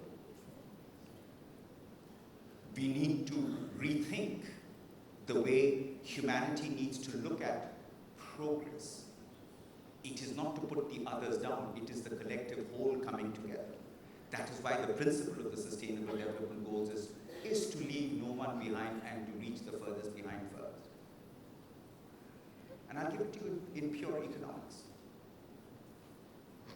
Now, China reaped a demographic dividend by investing in 3 things: human capital, infrastructure, and business. These were the 3 things that acted as a multiplier, of course, backed by very robust political will, the right public policies, and the right partnerships, which accelerated this meteoric rise, lifting 700 million people out of abject poverty, feeding 1/5 of the world's population with just 9% of the arable land. This possibility exists everywhere in the world. Every country in the global south which is aspiring to get out of the drudgeries of poverty just needs to embrace this idea. And today we have much more technology, big data, innovation to leapfrog what took China 45 years could be actually done by many countries in 10 to 15 years. But it takes political will. So again, this brings us back to the fulcrum of fundamental designing of how do we design the future. And therefore, schools like yours become very relevant to this conversation.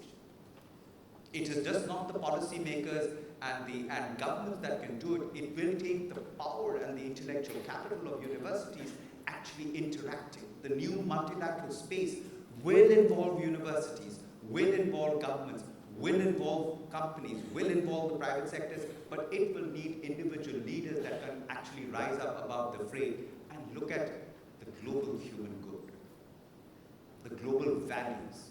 And most times, values and interests are constantly contradicting each other.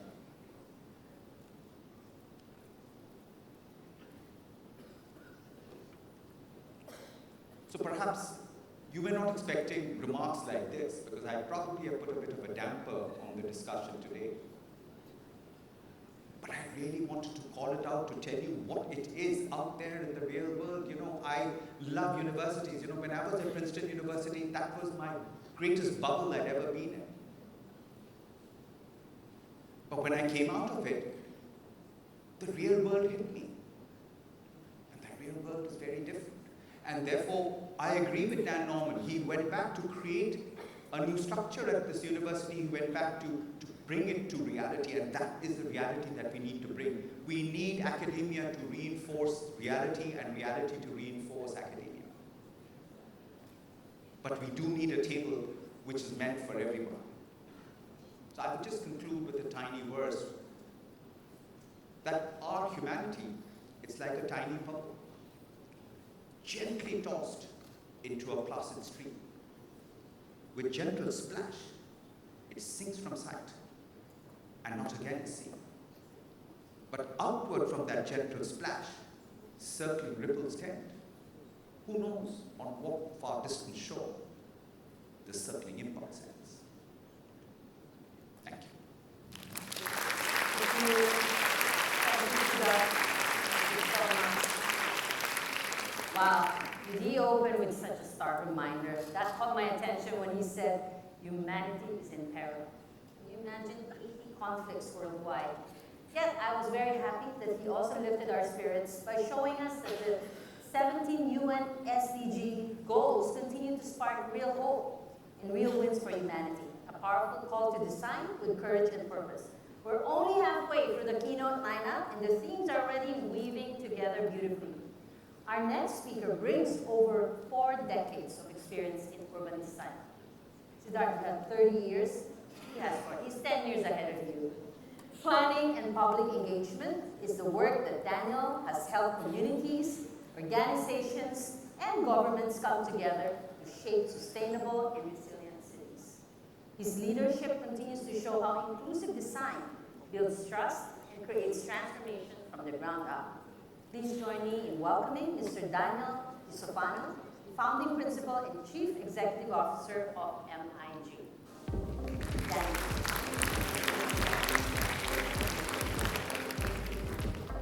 Thank you for the opportunity to come to tell the MIG story here in Singapore. Really pleased to be here. I do want to say we are community driven from our founding about 45 years ago till now. And our simple tagline is organizations, environments, and for human and tools for human development. And it's based on the poet variables, the basis for human ecology and all human ecosystems. So we are primarily based in the United States. We've worked elsewhere in the world as well, as you'll see from this diagram. And we've learned a lot over the period of time. What I really want to emphasize is that MIG as an organization is design, and it's constantly being redesigned in order to take advantage of opportunities based on what we've learned, what works, what doesn't work. But ultimately, we're here to look at solving problems, guiding social and environmental change, all of which is to improve the human condition. And we're trying to tackle some of the difficult problems that we all are very familiar with. And not saying that we've been successful in all of these, but we started to make a difference and an impact along the way in our various histories. I went to school at UC Berkeley, where I learned from Horst Riddle and Melvin Weber, 2 professors in the Department of City Planning, about the notion of wicked problems. Unfortunately, as Don and others know, that's all of what we deal with in urban planning, urban design professions. They're all wicked problems, meaning there's no easy solutions, no simple ways of solving the problem. But as I said, MIT is constantly being redesigned. Our model for this is the human brain. The neural net, I think, is how a lot of neuroscientists describe how the brain works, where any 2 points can connect to any other points in the brain to lead to some kind of innovative thinking or process. I like to call our organizational structure the multi-layered, multi-lattice, eclectic ecosystem. And so just like in ecosystems, innovation comes from the diversity of the gene pool, and it really provides a pathway to innovation. And we're always looking at different ways that we can look at a business. The planning aspect is to imagine a better future.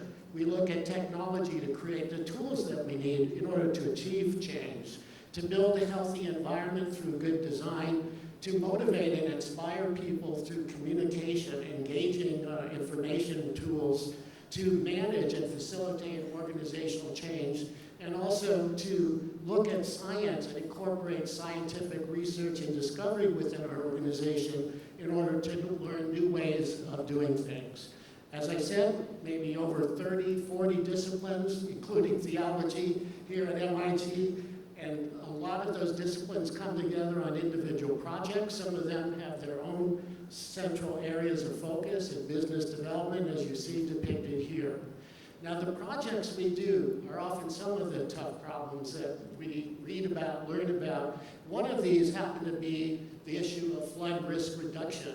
And so for 30, 40, 50 years, people were trying to reduce the issue and impact of flooding in the Napa Valley, where you know the famous wine growing region, and the downtown of Napa was basically stalled. There was no economic investment because of the risk of flooding.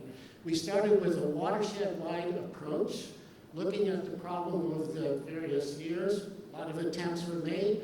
We formed a community coalition, and this was a series of meetings. It would take us a whole day just to set up the meeting room in order to facilitate communication among all of the professionals, the people, the community members, and elected officials. And that community coalition was the key, because what we found was the environmental interests, they did not want to have heavy structural means of flood protection, like concrete walls like they did with the LA River, where you could drive a semi-truck down it as Schwarzenegger did in one of those, those movies that he did. Anyhow, the watershed-wide approach was key. We looked at innovative models, including this floodable park in downtown Napa, which worked really well. It caused new development to occur right up to the edge, and it's been very effective over the last 10, 15 years that this project has been completed, and it's still going on. And we used a multiple series of factors in order to generate the resources needed to build this project. Then let's look at green infrastructure in Seattle. You can see some of the results of that, where we use civil engineering and landscape architecture and urban planning and design like a complex molecule, fusing those disciplines together to create these kinds of amenities, as well as to purify the water so it goes directly into the aquifer instead of in a pipe going out to Puget Sound and into the Pacific Ocean. And you can see it also provides an incredible amenity for the residents in High Point Development, which is a mixed-income community renovated, redeveloped from its early days. Now, we've tried to capture a lot of our ideas on how to do this kind of co-design with the community. And my partner here, Mukul Malhotra, one of our principals, also our Chief Innovation Officer at MIT, we co-authored this book on street design, and we looked at the 9 lives of the street. Different ways that streets can be designed and configured in order to be more acceptable, more people-oriented, and in order to create a diversity of life on the street that you see in so many European cities, Asian cities all over the world, but not in the US, where we have a hugely dominated environment based on the automobile. And so actually the drawings that you saw actually turned out to be real, and now we have dancing in the streets in those communities. And another project, switching gears to children's play design. And one of our founding partners, Susan Goldsmith, was the instigator for this, starting way, way back in our early days. And we opened up the Hemisphere Play Street as part of the redevelopment of Hemisphere in San Antonio, Texas. And we used a lot of the indigenous storytelling, and that's where the name Yanaguata Garden came from, and working with the local people to create these indigenous materials. And this medicine man came to open the park. He called on the spirits of the north and of the south and of the east and the west, and then suddenly the children rushed in, opening the park. It was based on a lot of the icons and the storytelling of the indigenous people of San Antonio and the region there. So it became a real hallmark for us in a very successful play environment, as you see depicted here. A lot of our work was enshrined in what we call Play for All. It's a book and a series of design guidelines to promote the design and programming of environments for children of all abilities. So universal design first came out in 1986, 4 years before the passage of the Americans with Disabilities Act, and we've used that as a basis for our planning and design work ever since.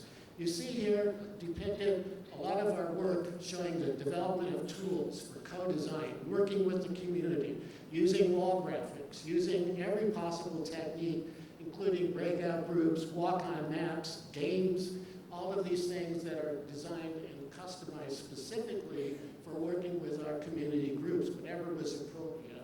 And then going out to the community, working with people firsthand, doing demonstrations of possible projects in the right-of-way of streets.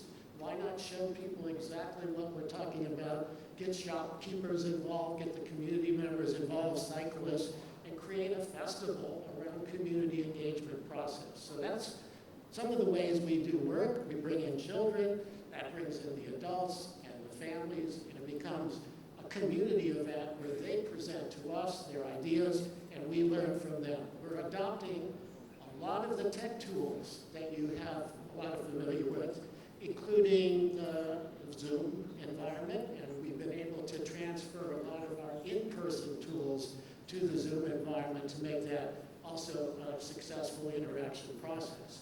We started to work with VR and other techniques like that in order to help people visualize the future. And we have now, in an economical form, the tools that will allow us to do that with virtual open houses and so on. We've published some of our ideas that you see depicted here, the inclusive city. But what I really want to talk about and introduce to you is the concept of the social entrepreneur, okay? These are people with passion, with dedication, and the burning desire to change and transform their communities, their neighborhoods. It's amazing. And they're out there seeking advice of planners, designers, professionals. And in this case, Tootie Mayer in the city of Richmond, California, called up our partner Susan and said, you know, I hear you do a lot of great play area designs. We're trying to do something here in the Iron Triangle neighborhood of city of Richmond, California, in the Bay Area, where you have over 3,000 children within a very close radius. This Iron Triangle is so named because it's surrounded by 3 railroad tracks. So needless to say, it's somewhat of a disadvantaged neighborhood, and it has had its difficulties over the decades. And this is where we started. They had this play area built by the city of Richmond, and it was trashed. It was rejected. It's part of a neighborhood crisis there that Tootie and her team members that she formed decided to turn this around. And they created this environmental play area right in the heart of the Richmond Triangle. And she mobilized the community members. They went to school to get ideas from the children, and they are going to be the users of this place. So Tootie solicited those ideas, but that wasn't enough. She also engaged them in the actual design, working side by side with some of our planners and designers, taking notes, learning how to use scales in order to put these plans together. Incredible. And they did an incredible job building a one-scale model there of what they wanted to see in their play area. And then they actually built it. They got the money, they raised it from different sources, they contracted industrial designers like this gentleman who built this feature at Oracle Park, the baseball stadium in downtown San Francisco, and he very graciously agreed to train the community members in how to work with metal and to build these play structures that the youth had actually drawn up and invented on their own. So then they began to build the park. They began to put in the features they wanted, including the zip line. They can go there on their own. It's a safe place. They take care of it. And they then said, okay, we did one park, let's do another one. So they used some of the same processes. They got their community organized. And they're doing this, we're on the sidelines watching it, taking the phone call saying, okay, how can we help you with your next design problem? Okay, you see the community building, drawing, putting graphics up. Again, the industrial designer came out to help the community put these things together, all based on what the community members, the children and the youth of the neighborhood in the Richmond Triangle decided to have as part of their park. Then they said, we need to connect the two parks. So hence this idea of the Yellow Brick Road, inspired by the Wizard of Oz. So that was all again surfaced by the youth at the high school. They decided to put it on a particular street that was not the one favored by the city engineers in the city of Richmond, but eventually the city agreed. They put this together. Once again, they did all of this walking around. They got the community involved. They actually learned how to plant the trees, how to design the environment, and they put this all together, calling the Yellow Brick Road a success and desire to move forward. And the very last example, and that's one that we got familiar with in the wake of Hurricane Katrina. So that was in 2005, you might have heard about it, and it really devastated the southern coast of the United States around the Gulf of Mexico, from Texas to Louisiana to Mississippi. And we met this individual, Derek Evans, who I would say is the prototypical social entrepreneur, because he was battling to save Turkey Creek, which was a community that was given to the freed enslaved people after the Civil War in the United States. And this is a scene they were dealing with when they came in order to take what was really a swampland, and it was their home, and they turned it into a community. And the the National Heritage Foundation labeled Turkey Creek one of the most endangered neighborhoods in the United States of America. So then these people came, they got together, and they said, we need to save this area and the legacy of Turkey Creek. Derek Evans led the charge. Rose Johnson also co-led the charge, and they came together after Katrina in order to put a plan together. We got a hold of it, they brought us in. We were the planners to assist them in creating what was called the community plan. Well, 5 years later, another big blow, the BP oil spill. How many times can they be put down? But then the community plan helped to save that, move it forward. We're just providing the expertise. Derek is still working, and they're all working towards what they would say environmental, economic, social justice. And that's our story. That's how I'm sticking to it. Let's go forward. Thank you very much. Thank you, Daniel. Thank you so much. Stick to the story, right? Yes, definitely. I've got the pin too. Yes, yes. You know, earlier on, Dawn said, I want to make the world a better place. I want to make it better. Well, Dawn, here's the headline thing. It's getting better. Thanks to people like Daniel, Siddharth, and everyone.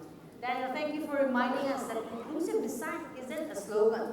It's the engine that builds trust and strengthens communities. Can you imagine? I was like really focused on all the pictures, faces of communities in his presentation just now. He showed us that urban design can unite people. Exactly. Shape resilient cities and turn participation into transformation. I love what you said about social entrepreneurship, because here in Singapore Poly, we teach entrepreneurship mindset. We took inspiration from Babson College in Boston. So our students are learning entrepreneurship mindset, being part of the whole community. So shout out to all the students in audience as well, and all the educators. Limit, we've heard about humanity, inclusion, and cities. And now we round up the keynote lineup with your favorite, nature. Nature, exactly. I think it ties in really well. I love the yellow brick road that was inspired by the Wizard of Oz. And it leads us right now to the next keynote speaker on nature. Last but not least, we are really delighted to welcome Sophiane, Executive Director of Jurong Lake Gardens and Horticulture and Community Cluster at N Parks. Our Media Arts and Design Innovation Lab students are currently right now working on a project with N Parks on heritage trees and human-wildlife interaction. So Sophiane leads efforts to connect nature, design and community as part of Singapore's City in Nature vision. Through her work, she champions spaces where people and nature can thrive together. So please join me in welcoming Sophiane. Thank you. Thank you very much. Thank you for having me today. So, from the very big picture we had with the speakers before internationally, I'm going to bring everyone here to Singapore, share some of the experiences that a government agency, I'm from the National Parks Board, so for our international visitors who are not so familiar with the government agency that's oversees all the green spaces here in Singapore. We deal with biodiversity conservation, animal and wildlife management, so that's what we do. So what I'm going to talk about today is,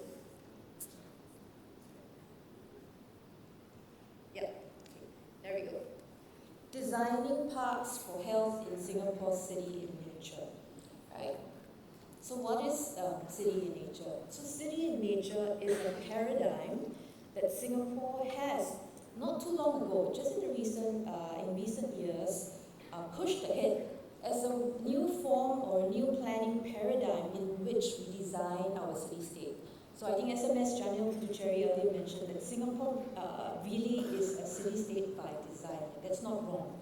It's not by chance, but it's really quite existential for us, a small city-state with limited resources, limited land. So every bit of our land, our policies are very much designed carefully. So what is City in Nature? It's about restoring nature back into the city, not nature for nature's sake, but really nature for people and humanity. It's about livability, it's about sustainability, it's about well-being. It's how nature and humans can really coexist and make a small city-state like Singapore really thrive. Right? It's about applying nature-based solutions and design, right, towards achieving the three resiliencies that you see here: climate, ecology, and society. Right? So today I'm going to talk more about the last basket, social resilience. That's about humans, that's about people, that's about how people can live in our city-state. So why City in Nature? For those of us who have done our sciences, we all know nature provides for ecosystem services. It's about cleaner water, fresher air, cooler urban temperatures, health and well-being. So a healthy natural ecosystem really brings about these positive ecosystems that can benefit the residents of a city-state like Singapore or anywhere, or any urban space essentially. So by embracing this vision, so we're not just building a city with nature, but a city that thrives because of nature. So what we employ at the National Parks Board in terms of our strategies in achieving this, here you see on screen, it's really about conserving first whatever nature and natural spaces we have left, and extending it throughout the island, intensifying nature deliberately by design throughout our urban spaces, restoring it where and as much as possible we can, and strengthening the connectivity between these spaces. But what's more important, as you can see in this framework, it's underlying everything, underpinning everything. It is community stewardship. That's about community participation, engagement, involvement, as well as science. So these are the two things that come hand in hand, and what we do intertwine in executing our strategies. Many of us know, and research has shown, the associations between nature exposure and health is already out there. So the government's commitment here in Singapore to enhancing our green spaces is very much rooted in the compelling evidence of the positive impact of nature on community, of nature on people. So we've done studies that found that just spending a little bit of time and a longer time in our parks and green spaces is associated with higher well-being and lower daily stress, particularly so in a highly urbanized environment like Singapore. And the presence of natural features such as forested areas, unpaved trails, water, sound, these are all very important. Important elements of design as to how we curate our urban spaces here in Singapore. So what we have here in Singapore is really a network of gardens, parks, and park connectors, again, purposefully designed and curated all around the island to promote interactions, to promote bonding, to promote and encourage physical activity. So we've got over 400 gardens and parks island-wide. I think those of you who sign up for a learning journey tomorrow at the Jurong Lake Gardens, you see how this is done, okay, at a particular garden. So these spaces and extensive network actually bring and allow our residents to benefit from greater access and then benefit from its associated health and well-being provisions. So to set some context, these are the challenges that we're facing today. Singapore, by 2030, 1 in 4 will be aged 65 and above. So it's really a super aged society. I know we have a lot of young people here today, but this is the reality that is facing Singapore in the coming years. And of this population segment, 1 in 10 above the age of 60 will likely have suffer or are going to suffer from some form of dementia as a condition. And the ratio is only expected to increase with longevity. In terms of mental well-being, and there's a lot of emphasis on mental well-being these days, 1 in 7 have suffered a form of mood, anxiety, or mental health disorder. So this is the context in which we operate in. And as a government, how then do we navigate this? It's about then embedding and designing health into our policies across the board. Right? So just in recent years, we've been pivoting towards healthcare by going upstream as much as possible to promote healthier living so as to avoid having people go into the hospitals much early on. Right? So we've rolled out initiatives at the national level, the strategies that are healthier SG, age well. So all in the hope of actually getting our citizens to take ownership and to take care of their health. So from a land and operational agency perspective, like the National Parks Board, what does it mean for us? Right? So what we've done is we've also come up with a framework that's coined Parks for Health. Right? We know that spending time in our natural and green spaces is beneficial for us. So what then can we do from a design and curation perspective to encourage people to use these spaces to benefit from it? Right? So it's about enhancing citizens' access to greenery and its restorative benefits, supporting physical activity, right, and well-being. So we do this through various strategies, expanding therapeutic landscapes to our housing precincts. So for international visitors, as you go around Singapore, you'll notice that we've got really dense and high-rise public housing towns. And interspersed with that, you will see a lot of greenery, a lot of green spaces for residents to come down and actually use them. Right? So we continue to expand the research. As I mentioned, the science behind what we do comes hand in hand with the design of our green spaces.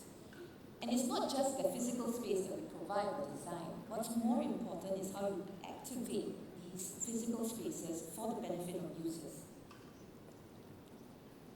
So what we're doing now is bringing what we call therapeutic landscapes closer to the community.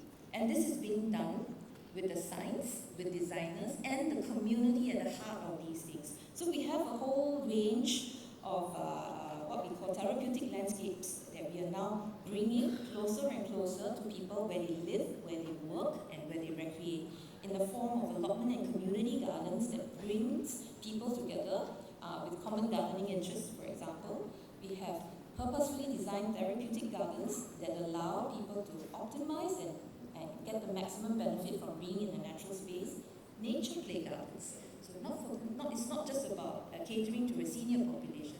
We're not forgetting our children who are more and more behind their screens. How do you get them to come out and connect with nature? And we've also rolled out a design matrix and design guidelines on how to design our green spaces contemplatively, right? Contemplative landscapes. So let me just go into into a little bit of detail on each of these typologies. So therapeutic gardens and therapeutic horticulture programs are something that we're rolling out in a very big way.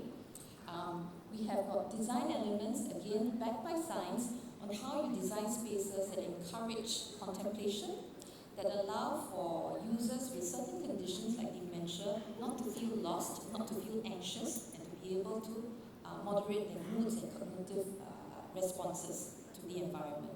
So these are thoughtful design of activities and spaces that allow for this. And importantly, it's done in partnership with the community, with healthcare institutions, with doctors, and this is how we've gone about doing it. So 2 examples, Punggol Park Therapeutic Garden. So we've got the first design with the Singapore Disability Sports Council. We have Singapore's first outdoor boccia court. It's really an obstacle course specially designed for persons with disabilities to be able to also partake in outdoor activities according to their agility and according to their needs. So this is one example of how a specific community is brought in and we design specifically with them the space that they're going to use. Likewise, Yishun Park Therapeutic Garden is actually a garden or a park that is located next to a hospital. So what we've done is we've brought in the hospital stakeholders as well as the community stakeholders around to design the space such that it makes sense for them to use. It actually supports the healthcare needs of what the hospital is trying to do. Right? We've gone out to get doctors to do social prescribing. So as part of their treatment, as part of their recovery plan, not only are they prescribed medicine, they're also prescribed time in the park. So that's an interesting way to look at how well-being can actually be enhanced. Like I mentioned, it's not just about the old, right? It's also about the young. There is a big concern increasingly about how urban lifestyles of children are actually leading to a lot of physical inactivity. Right? So what we are doing is also to design our nature spaces and nature play gardens to encourage unstructured childlike play, right? To encourage the sense of curiosity, the sense of creativity for children to play in our spaces. So these nature play gardens are designed with natural materials, with natural play elements, and again done together with preschoolers themselves, with children themselves, and the teachers, right, and educators on how best the space can be designed to elicit these kinds of unstructured and childlike play. And from all these experimentations and practices that we put in place, we've come up then with a whole series of guidelines that can actually support the scaling. We talked about scaling of efforts, right? It's not just at one park. So what we've done is put these all together, best practices and design guidelines to proliferate so that partners, private developers, institutions can also take them and actually implement them where they are. So what's important for us in the learning kind of experience for the National Parks Board is in being able to do this, in being able to roll this, partnership is key.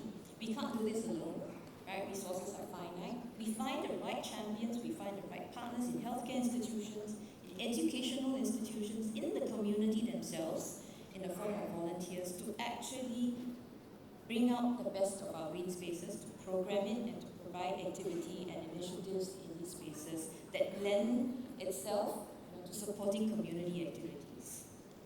So with that, thank you very much. Looking forward to interacting with you. Thank you very much, Sophia.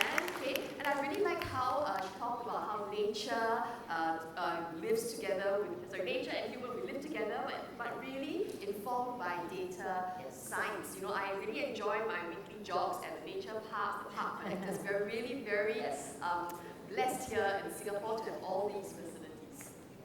Okay, so we want to thank Sophia, okay, and also thank you to all our keynote speakers for today. We thank you, and we want to thank you for showing us how design can really create meaning for us in our daily lives, and we feel and live and breathe it every day.